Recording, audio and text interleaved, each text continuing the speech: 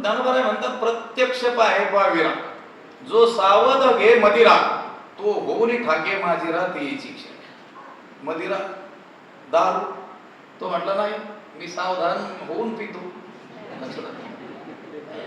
मी काय असा बेसावध लोकांसारखा काही मर्यादा सोडून नाही पित म्हटले, पण कसंही पिला, अगदी मंत्र म्हणून जरी पिला, लक्षात आलं, तो होऊन ठाके माझिरा, तो काय होणार, उन्मत्तच होणार.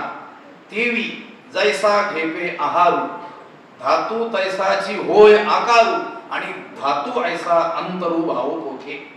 त्याप्रमाणे जसा आपण आहार घेऊ त्या आहाराप्रमाणे आपल्या शरीरातील सप्त धातू निर्माण होतील आणि धातूप्रमाणे आपलं अंतःकरण निर्माण होईल. कारण अन्नमयम ही सौम्य मनहा, हे मन कसं आहे, अन्न जैसा खाये अन्न वैसा होय मन, जैसा पिये पाणी वैसी होय बाणी, अशी जुनी लोक महात्मे लोक सांगत आलेले आहेत. जसं आपण अन्न खाऊ त्याप्रमाणे आपलं काय होईल, मन होईल. पण श्रोत्रादी इंद्रिय आवृत्ती बाकीच्या इंद्रियांना आवरून धरतात, पण रसने नियमो न करीती. ज्ञानोबांनी पाहिलं असेल कदाचित, हे